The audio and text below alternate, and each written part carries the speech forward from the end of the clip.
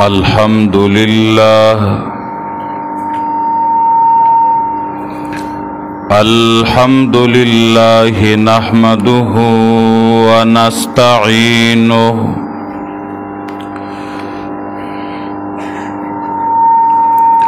ونستعينه ونستغفره ونؤمن به ونتوكل عليه ونعوذ بالله من شرور أنفسنا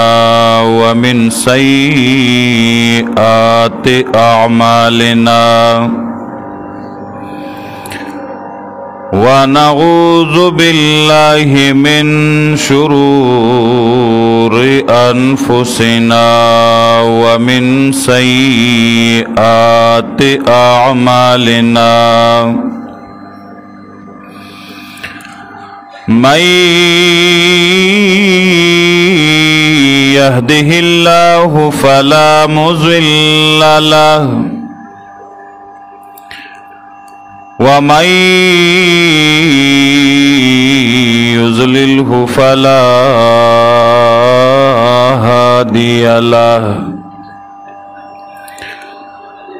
وأشهد أن لا إله إلا الله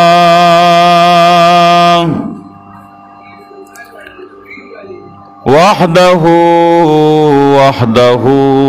لا شريك له أبدي أزلي سرمدي لا أول له ولا آخر له لا ضد له ولا ند له ولا ممد له ولا معين له لا بشير له ولا نذير له ولا وزير له ولا مشير له وأشهد أن سيدنا وسندنا ونبينا ومولانا وأولانا وأعلانا وأجلانا وحبيبنا وحبيب ربنا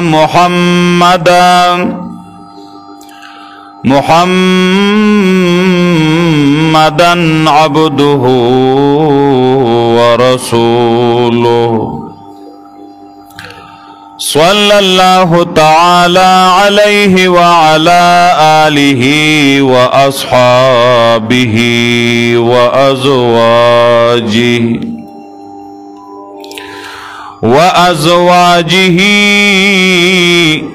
وذرياته أجمعين أما بعد فأعوذ بالله من الشيطان الرجيم بسم الله الرحمن الرحيم الله نزل أحسن الحديث كتابا متشابها مثانيا تقشعر منه جلود الذين يخشون ربهم ثم تلين جلودهم وقلوبهم إلى ذكر الله ذلك هدى الله يهدي به من يشاء ومن يضلل الله فما له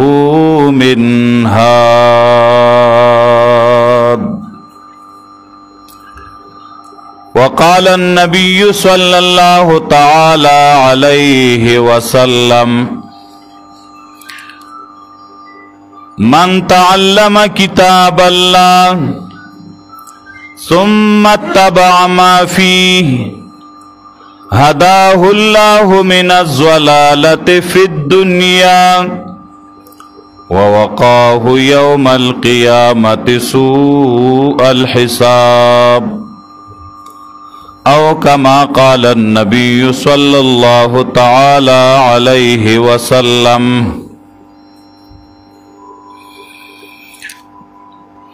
انتہائی قابل قدر معزز علماء کرام او عوامو مسلمانانو ورونو مشرانو کشرانو او امزولو او د پردې نه خوا اوریدونکو مسلمانانو خویندو میندو دا نن چې مونږ او تاسو د دې د ډېر په علاقه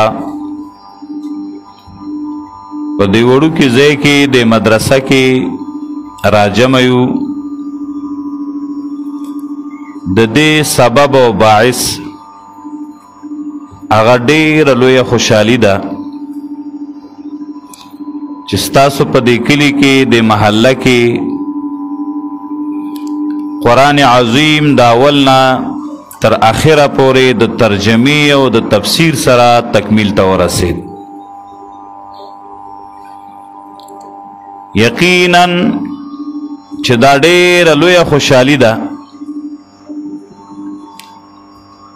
الله رب العزت دې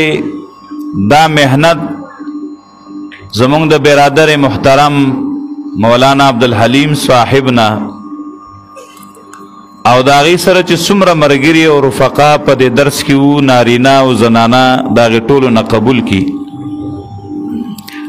او الله دې دا د ټولو دپاره د نجات او د خلاصون سبب او ذریعه وګرځوي.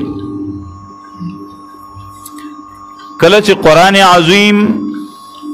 بیانیږي نو دا یو جامع کتاب دی. ایس یو ضروری خبره د دې نه پاتې نه ده.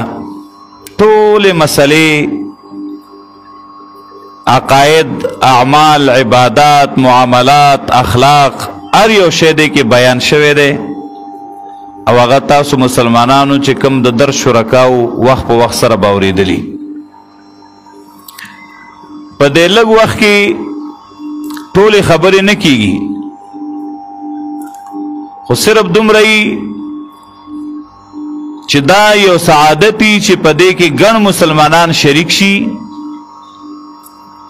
او چې د محنت والو مرګرو ته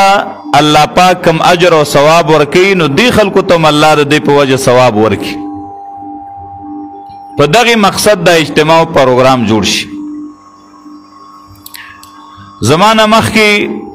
زمونږ ډېر محترم او مشفق استاذ العلماء شیخ القرآن والحدیث حضرت العلامہ مولانا مفتی سراج الدین صاحب مد ظلہ العالی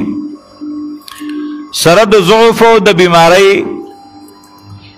دې ځای ته تشریف راوړی او د قرآن عظیم د اخیرنو سورتونو تفسیری بیان کړ ډېر ښایسته انداز سره. د مشرانو یو خبره د کاڼي کرښۍ په ساده الفاظ وي خو ډېره وزني او ډېره قیمتي. الله دې زمونږ د تمامو اکابرینو چې څومره ژوندي دي په عمرونو او علمونو کې ډېر خیر او برکت واچي خصوصا د مفتي صاحب او څومره مشایخ او علما او اکابرین چې زمونږ وفات دي الله دې د هغې ټولو مغفرت نصیب کړي. علما هغه خلق دی چې د دوی په صحبت او رفاقت د دوی په ملګرتیا باندې مونږ او تاسو ته ډېر لوی خیر میلاویږي. د یو ډېر ناچیز بنده نه یو ډېر قیمتي انسان جوړ شي د دې علماو په صحبت. ولی علماء په صحبت باندې علم ملاو شي شور کوي با او علم هغه قیمتي څیز دی. علامه ابن عبدالبر رحمت الله علیه لیکلی دی العلم ينهز بالخسيس الى العلا والجهل يقعد بالفتى المنسوب. علم دا یو غریب سړی یو بدرنګ انسان یو کمزور انسان هغه اوچتای ډیر لوی مقام ته ورسي. بادشاہان د هغه د ملاقات خواهش لري. شرق او غرب کې الله د هغه نوم مشهور کی او څوک نسب نه یادوي چې د کم نسب دی، حسن نه یادوي چې ښکلی او که بدرنګ و، هنر نه یادوي چې هنرو له نور ورته که نه ورته، مال او دولت نه یادوي. هغه علمیت نه خلق متاثره شي او دنیا کې لکه د نور وځلیږي. داغه قوم نسب ملک بم ته نه پیژنې او داغه نوم باوري. علم کې دا کمالو او جهل ناپویی دا یو ډیر لوی خاندانی سړی چې پلاران او نیکونه اوچت خلق تیر شوي، بادشاهان تیر شوي، خانان نوابان تیر شوي، عالمان تیر شوي، خو چې دی انسان کې علم نه نو د ښکته کوي ډیرې لاندې بوزي څوک بیا پیژنیم نه. علم ډیر لوی شی دی او بیا په تمام علومو کې بهترین علم د قرآن دی چې دا ټول علوم د دې دپاره دي. افسوس دی په حال د هغې خلکو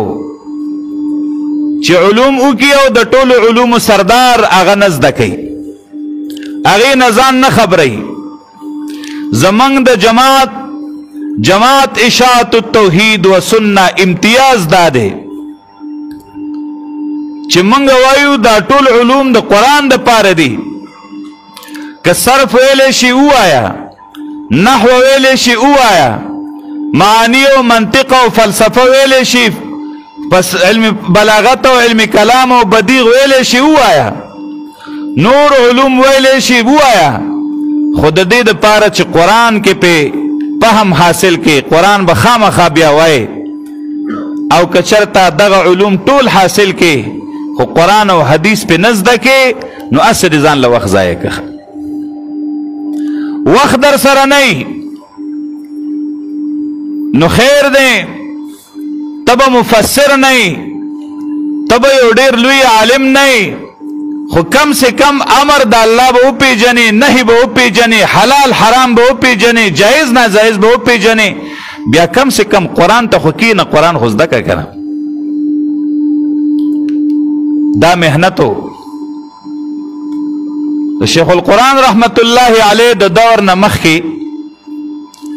لوی جرم به خلکو دا ګڼه چې د قرآن ترجمه څوک کوي. وایي چېرته د ثواب په ځای به ګناهګار شي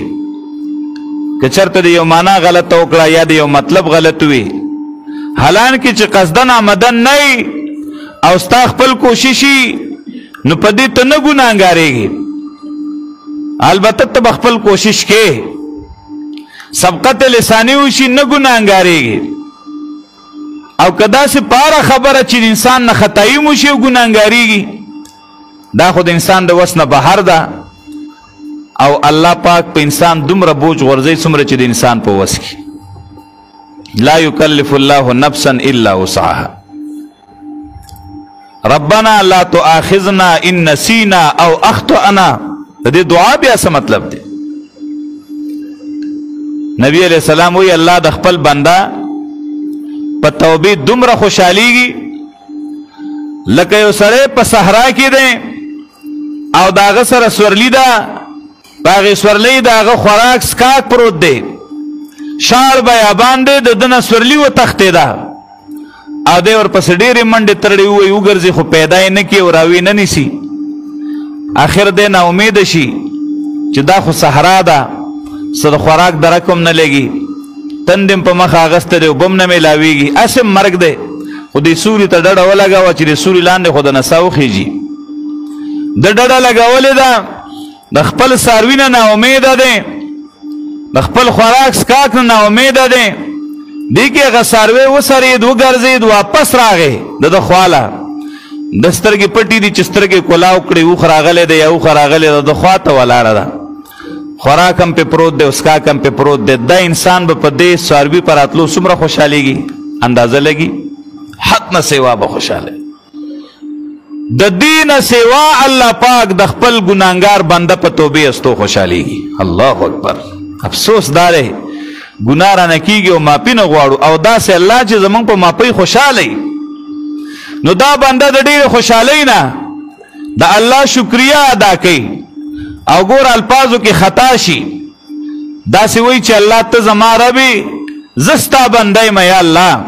نو دی خطا شي او دی وایي اللهم انت عبدي وانا ربك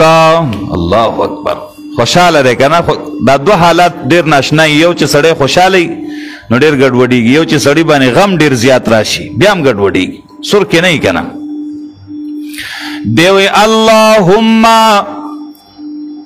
انت عبدي وانا ربك اے الله ته چې دی نو ته زما بنده یې زه ستا رب یم ګډې وډې ویله که نه خو الله پاک نه وایي چې بنده غرق شولې کافر شولې ځکه تا خو ما ته بنده وې ځان ته دې رب وې الله پاک ته پته ده چې دا د د خولې خبره ده زما د بنده د زړه خبره داسې نه ده او الله خو هغه ذات دی چې هغه د بنده په زړونو باندې پوهېږي علیم بذات الصدور دا الله پاک پوه دی په رازونو د سینو باندې د زړه کې دا خبره ده چې الله ته مې رب زه ستا بنده یم خطایي شوې ده لیکن الله دې نه نیسي خو دا مطلب هم نه دی چې بس ته اوس خطایي ته کار ووایه ته به خپل کوشش کې بهرحال خبره مې دا کوله چې خلکو به د قرآن عظیم ترجمه جرم ګڼله او نن الحمدلله خلق په دې خبره باندې پوه شو چې په تمامو کارونو کې بهترین کار هغه د قرآن عظیم زده کول دی او بل ته ښودل دي او هسې مبالغه هم نه کومه رسول الله صلی الله علیه وسلم فرمایي خیرکم من تعلم القرآن وعلمه تاسو ټولو کې بهترین انسان هغه دی الله اکبر افسوس دا دی چې زمونږ د رسول الله په خبرو یقین دی چې دا حق دی خو عمل په وخت کې بیا موږ کې کمی دی چې عمل نه کوو خیرکم من تعلم القرآن وعلمه تاسو ټولو کې بهترین انسان هغه دی چې چا قرآن عظیم زده که او بل ته وښوده د دنیا په مخ باندې توجه وکړه ډېره قیمتي نکته وایم د دنیا په مخ باندې چې څومره طالبان تا تخکاری څوک چې سهار شي نو هغه بسته واچي سکول ته روان شي څوک چې سهار شي نو هغه مصري خانې ته روان شي هلته شاګرد دی مصري توپ چلی یادی څوک چې دی نو هغه د لرګي دکان ته روان شي نجاري یادی څوک چې دی نو هغه د ترکان سره روان شي ترکاڼي یادی څوک ټیلر سره لاړ شي ټیلري یادی څوک حکمت یادی څوک میډیکل یادی څوک یو علم یادی بل علم یادی دی کی ډیری پیدا ده پدې کې ډیره پیدا ده او یو طالب یا طالبه یا مشر یا کشر چې دی نو هغه روان شو قرآن عظیم زده کوي الله اکبر الله اکبر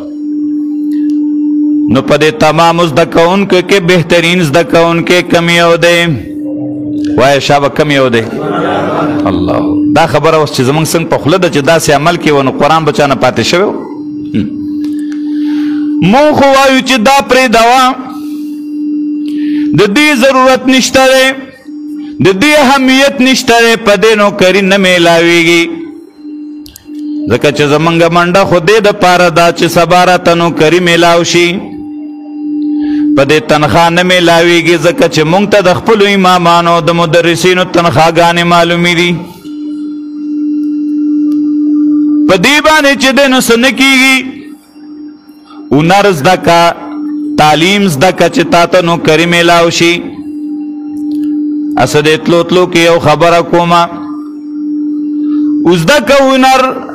زده که د دنیا تعلیم زده که د دنیا یو کار کسب ځکه چې کسب ښه شی دی خو دا کسبونه څه نن نه دي پیدا شوي دا خو د هغې پخوا نه را روانې خبرې دي تاریخ په دې باندې شاهد دی انبیاو خپل کارونه هم کړي دي د الله د دین محنتونه هم کړي دي علماو خپل کارونه هم کړي دي او د الله رب العزت د دین خدمت هم کړی دی دنیا ته علم هم رسولی دی نو کار کوا خدا سے مکوا چې علم د قرآن ورته پرې نه دی دین ورته پرې نه دی ځان له حلال رزق ګټه خو د فرض عبادت نه بعدې ګټه چې عبادت ورته پرې نه دی خبره دغه ځای کې ده دومره کمزورې ده چې د تمام علوم سرداران هغه کوم علوم دي امام شافعي صاحب ډېره ښکلې خبره کوي كل العلوم سوى القرآن مشغلة إلا الحديث وإلا الفقه في الدين كل العلوم سوى القرآن مشغلة طول علوم د قرآن عظیم نه بغیر او د حدیثو نه بغیر او د فقه نه بغیر دا یو مشغله ده اصل علم د قرآن علم دی اصل علم چې دی نو هغه د احادیثو د رسول الله صلی الله علیه وسلم علم دی اصل علم چې دی نو هغه د فقه علم دی قرآن متن دی احادیثی شرح ده او فقه هغه علوم دی چې د قرآن او سنت نه د دی استخراج او استنباط د مسایلو کړی دی دا علوم دی کنه دا فایده‌مند دي فالعلم ما كان فيه قال حدثنا فالعلم ما كان فيه قال حدثنا وما سوى ذلك وسواس الشياطين علم خو هغه دی چې پای کې راوي وای چې دا حدیث پلانی مونږ ته بیان کړی دی او چې کله آیت نه حدیث نه نو مړه دا خود شیطان وسوسې دي دا تا د صحیح علم نه پاتې کوي نو نن مسلمانانو یادو ساتئ بهترین علم چې زمونږ د ټولو ذهن کې دی هغه د قرآن دی د حدیث دی د فقه دی خو عمل کې بیا چې کله مونږ وګورو نو دومره رستو مونږ تللی یو چې په کلي کې یو کس او دوه کسان صحیح طریقې سره مونږ نشو پیدا کولی چې هغه قرآن حدیث کما حقه زده کي کورنۍ او بیا په هر خاندان کې خو پرېږده وا خو ډېره بعیده خبره ده الله دې د دې اهمیت موږ سره پیدا کړي او بیا د دې علماو محنت هر څه دپاره موږ خلکو ته محنت کوو یره جي مال خپل کار کې ځای راکړه زما دا بچی ځان سره دکان کې پرېږده دې ځان سره داخل کا پیسې هم د میاشتې ورکو که نه ورکو خرچو موله ورکو او دا عالمان مونږ ته مینت کوي ای ورور خپل بچی دې راولېږه چې قرآن ورته وښیمه په خپله باندې راشه قرآن عظیم زده که خپلې بیبیانې نونه چې دی نو د پردې ناخوا د بناتو ځای ته راولېږه مدرسې ته راولېږه مکمل د پردې انتظام به چې قرآن ورته وښیمه او مونږ په دې کې به هم کیدای شي د دی څه پیدا یې که نه مونږ د دنیا پیدا به یې ګنې د آخرت خو خود ده مونږ ویو نه نه مونږ دې ته تیار نه یو هغه یو زما ماشومه تلې وه دکان نه سودا راوړله نو دکاندار خطا شو نو سودا یې موله ورکړه او پیسې موله ورکړې واپس پوه نه شو که نه کله کله خطا شي انسان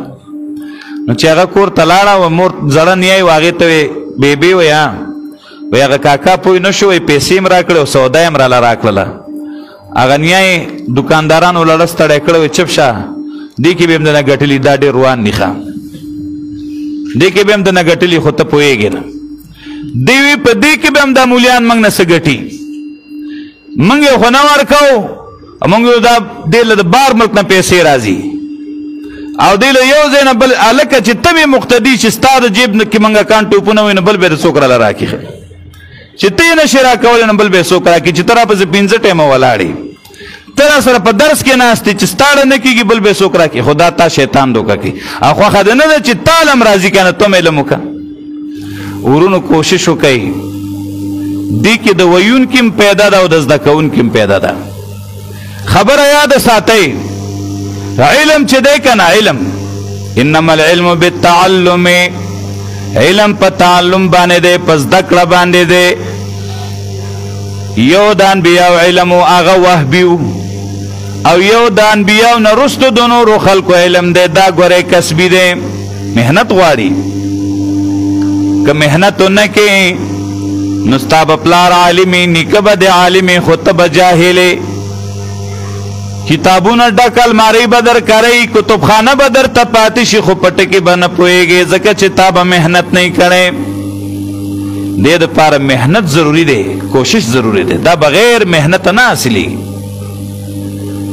موږ که سوچ وکړو که نه سلفو سره د علم شوق و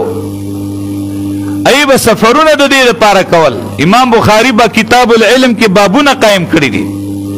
کله باب قایموي چې باب دی په بیان د دې کې چې سمندر کې د علم د پاره سفر کول من خلک سمندر کې اسی چکرې لګئی خدا به ډېر کم خلک کی چې سمندر نه پوری شي د علم د پاره موسی علیہ السلام سمندرونو کې د علم د پاره سفر کړی دی کله وی باب الخروج فی طلب العلم باب دې په بیان د دې کې چې د خپل کور نه د علم په طلب کې وتل دې پسې کستا کلی وطن کې نه میلاویږي نو کله پرېدا وطن پرېدا خو علم پسې لاړ شه موسی علیہ السلام د خضر علیہ السلام خواته د علم د پاره ځي دومره لویه اراده یې کړې ده لا ابرح حتى ابلغ مجمع البحرين او امضي حقبا همیشه به مزه چروان به ما تر دې چې زد ورسېږم زید جمع کېدو د دو سمندرونو تا یا به ډېرې پیړۍ زما دا څومره لویه اراده ده او حالانکې نبي دی مونږ خو چې دوه ټکي یاد کړو نو بیا بل خواله نه ځو مونږ مال د هغه نه ښه راځي موسی علیہ السلام نه وایي چې مړه خضر علیہ السلام نه خو زه لوی نبي ما الله ویلي دي چې بعضې مسلې هغه ته معلومې دي چې هغه هم ته زده کړم امام بخاری وی چې رحل جابر ابن عبد الله الى عبد الله ابن انیس مسیرة شهر فی حدیث واحد عبد الله جابر ابن عبد الله رضی الله تعالی عنہ دا عبد الله ابن انیس رضی الله تعالی عنہ خواتا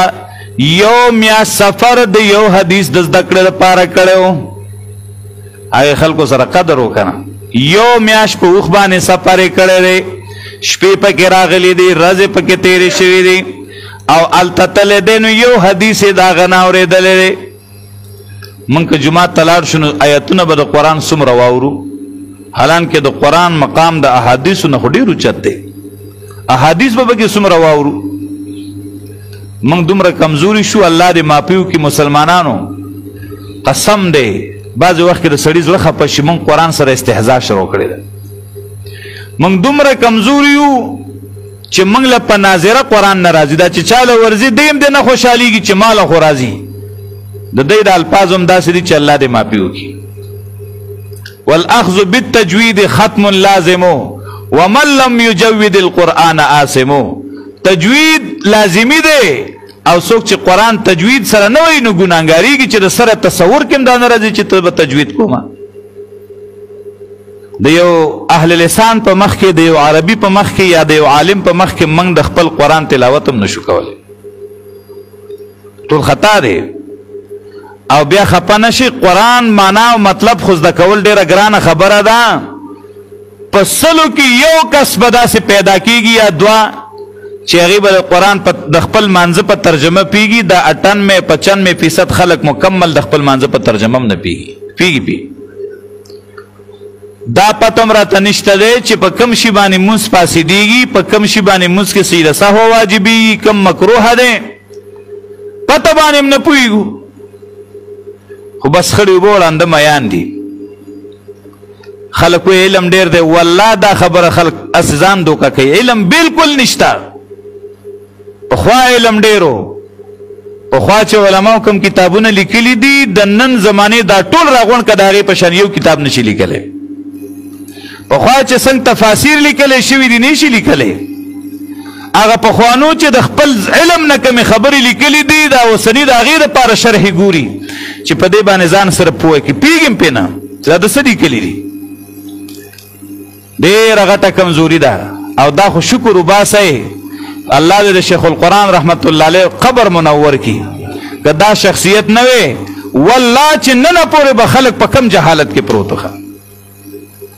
دی قرآن پرېښو. زه وړوکی وم زما د یادو خبرې دي. د جمعې په ورځ ډېر کم علما به چې منبر ته به ختل. د پارسۍ به چا شعرونه ویل. یو کس د ما خپله د جمعې خطبه د پښتو په اشعارو کې اورېدله. د اخترونو خطبې به اشعارو چې سرسایه د ایره نشي وروره او د غنمو نه دومره ده او د وربشو نه دومره ده او دا به زموږ خطبې وي د مولانو. مولانا عبدالحی لکنوي رحمت الله علیه لیکلي دي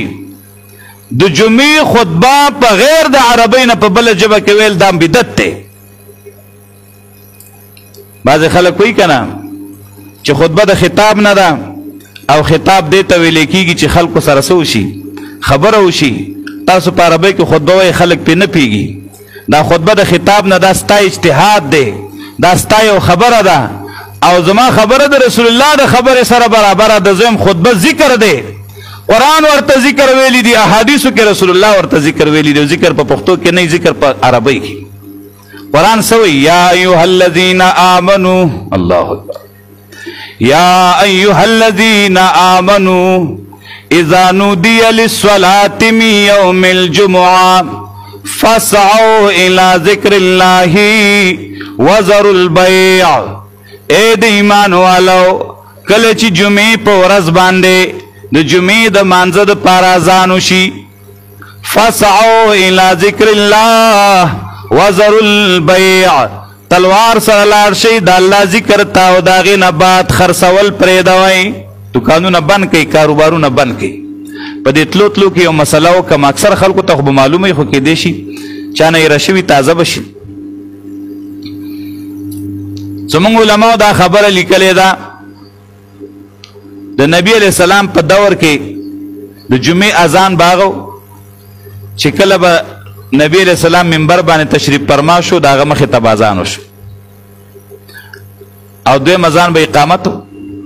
حضرت عثمان رضی الله تعالی عنہ په دور کې خلق سیوا شو نو چې اذان به وشو ډایرکټ به خطبه شروع شو. خلق به راتلل جمع به بیا شوه بازار کې به ایسارو کاروبارونو کې به ایسارو. حضرت عثمان رضی الله تعالی عنہ په دور کې زاد النداء الثالث علی الزورا بخاری کې حدیث. زورا په بازار کې یو ځای الته به بیا د جمعې پر ورځ دریم اذان کېده. نداء ثالث ورته ځکه وایي چې یو اذان او یو اقامت خو وکنه نو اقامت هم اذان دی حساب کې نو دو شو نو یو دا شو. او دریم ته وایي خو دا اول کېږي. دریم ته ځکه وایي چې هغې وخت کې نه وروسته شو نو دریم نمبر کې شو. داس دی ثالثو ته په دې وایي. نو چې دا اذان به وشو نو بیا به خلکو ځان رسو. زمونږ علماو فقهاو لیکلي دي اذا نودی للصلاة من یوم الجمعة فاسعوا الى ذکر الله وذروا البیع. اوس دا د دې سره متعلق دی چې د جمعې په ورځ دا اولنی اذان چې حدیث کې ورته ثالث وایي دا اذان وشي نو تاسو تلوار سره د الله ذکر ته جماعت ته روان شئ خرڅول پرېږدوئ. زمونږ خلک تولیې واخلي لامبلو ته روان شي او څوک وایي ورېږه دا ګاک رخصتومه بیا به ځمه. دې وخت کې سودا اغستل خرڅول دا مکروه تحریمي دي. اوس به ته نور نه ایسارېږې ډایرکټ به جومات ته ځې خو دې خو به نه کې. خلک وایي ورېږه استاد جي بلا بیان کوي لا خطبې ته وخت پاتې دی. اخر کې به زمونږ د خلکو خو دا خیال وي چې صرف د جمع ته ورسمه که نه تقریر له خو زمونږ ضرورت نشته که نه. دا خو زمونږ امامان دیوالونو ته او پکو ته او دستنو ته تقریر کوي. د جمعې په ورځ چې مولانا صاحب تقریر نه کوي نو شل خلک وایي استاد جي تاسو مسلې نه کوئ او چې مسله کوي که نه انو موږ لا خو مسلې شروع دي نو چاته وکي چې خلک نه راشي یو کس راشي دوه راشي د خطبه شروع کی بیا رو رو رو رو رو رو یو را رواني چې د مسلم شي بیا جمعه ډک شي او دومره کمزوري رااله چې سپیکس ټیم له خلک راورسیږي خو چې څنګه سلام وګرځو بیا سنت مونږ د دې په کتاب کې ختم بیا چې ګوري نو بس پیزار په ځای کې نرز ویغره چې زره پیزار په خپل کې واچو و تختید سنت بیا نه کوي او دا سنت شپول لري د فرایضو د پاره ان شاء الله چې سورج دا پریدي بیا ورور د واجبات پریدي بیا ور ورور فرایض پریدي دا شیطان خو ډیر پالی پلان ولې کنه دا خو تاسو ډایرکټ د بار نه شروع کیږي چې فرض پریده ځکه ته مسلمان یې اورورا یو خبره د بل نه اهمه ده دا یو اختلافي مسله ده د عالمانو په مینس کې چې حکم تارک الصلات یو سړی چې منځ نه کوي داغه خو شریعت کې حکم څه دی د ډیرو علماو رائے دا د واورا خصوصا د امام احمد رحمت الله علیه او د عربو د علماو د اکثرو دا رائے ده چې بیا ترسته وایم د اکثرو علماو رائے دا ده چې هغه وی کم سړی منځ نه کوي نو دا د سره مسلمان نه دی دا کافر دی ها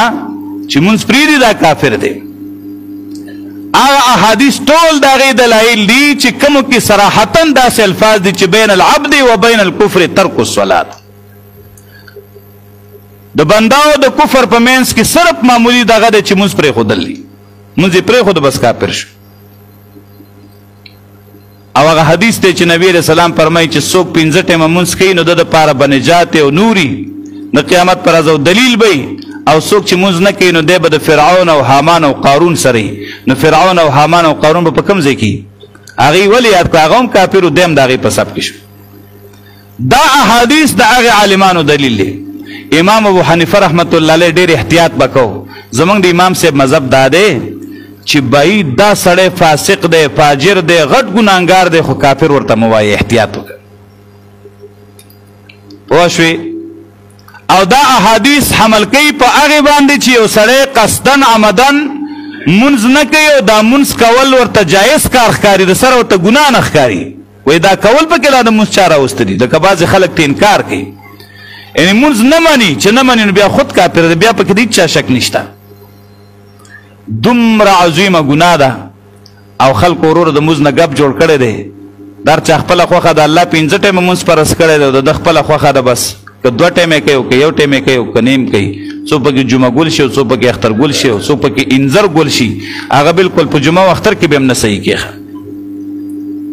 هر چا خپله خوښه ده خپله مسلماني ده غټ مسلمان یې ځان ته دغه کې لیکلی دی به زه مسلمان یم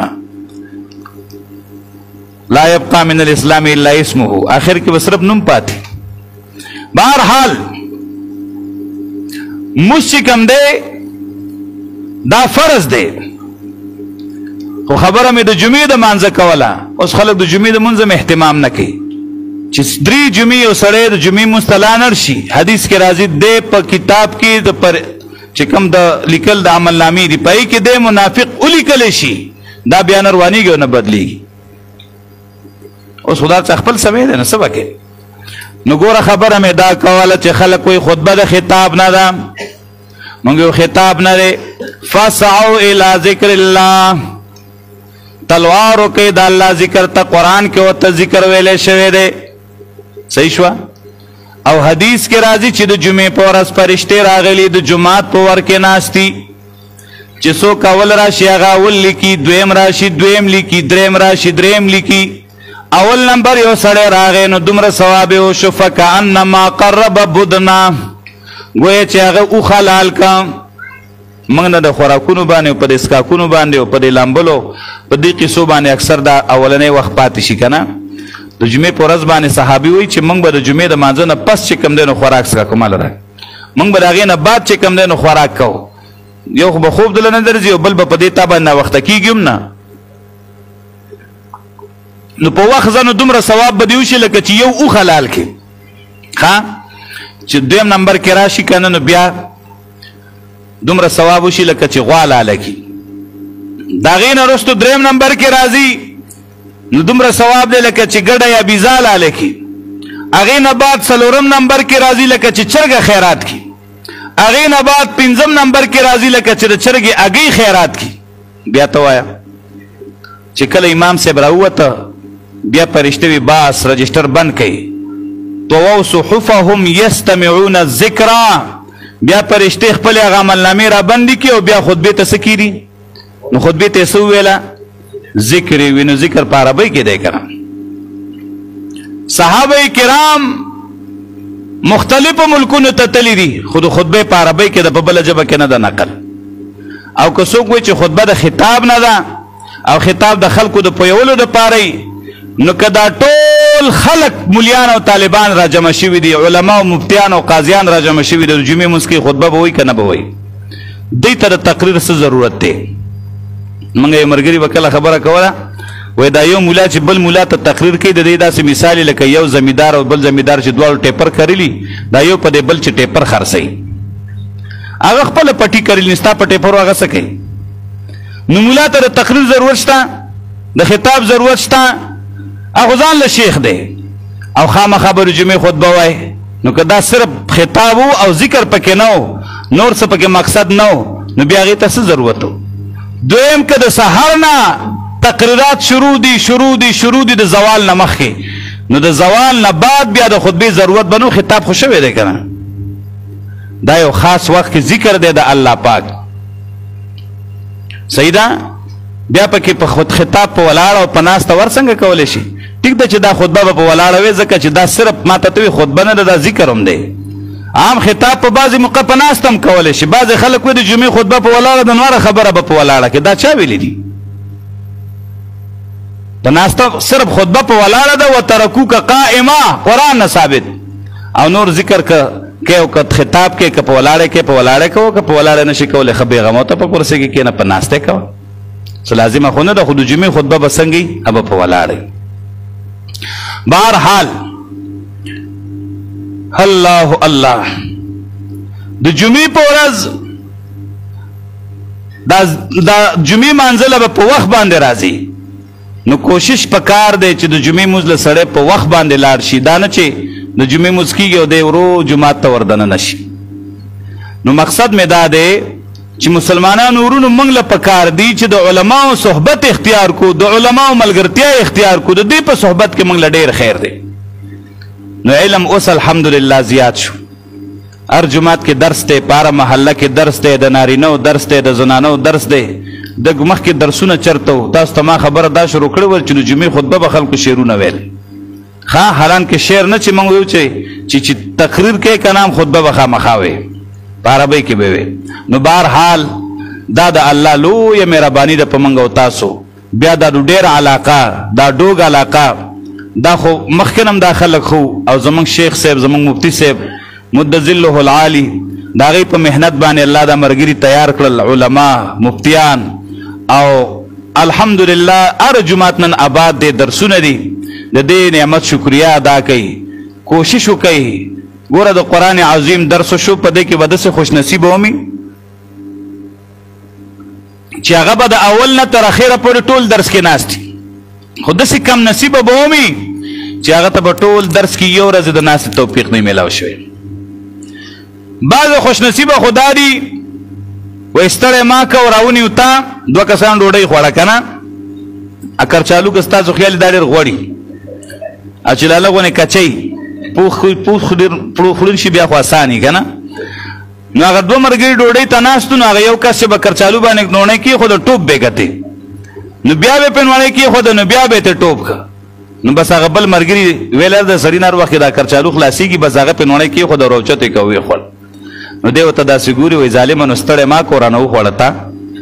پوه شوې؟ ما ته خو دې پرېښی و، ما ستړی کړی و، د منډو نه مې ایستی و، تا رانه وخوړ. نو ځان دی ستړی که، محنت دی وکړه، د ختم په ورځ ما ورته رالو، انشاءالله په ثواب کې به زرمنګ هم الله شریک کړي. خو بعضې بدنصیبه به داسې چې نن به مو ته توفیق نه میلاو شوی. هغه به م وایي چې زموږ په کلي کې درس کېده. دا په ځان لازمي کوي، نارینه هم لازمي کوي، زنانې هم لازمي کوي چې موږ به د قرآن درس کې کینو. کم چې میلمانه دي نن راغلي دي، نو هغې په خپلو کلو کې او محلو کې چې کوم علما ملګري درسونه کوي، هغې سره کښېنئ. کم چې د دې ګاونډ ملګري دي ته چې نن رالی ختم کې کېناستې څومره خوند به کوي چې نن ته د بل په ختم کې ناستې او راروان ختم ستایي. الله اکبر، څومره مزه به کوي. راروان تا قرآن ختم کړی، په دې کې به ته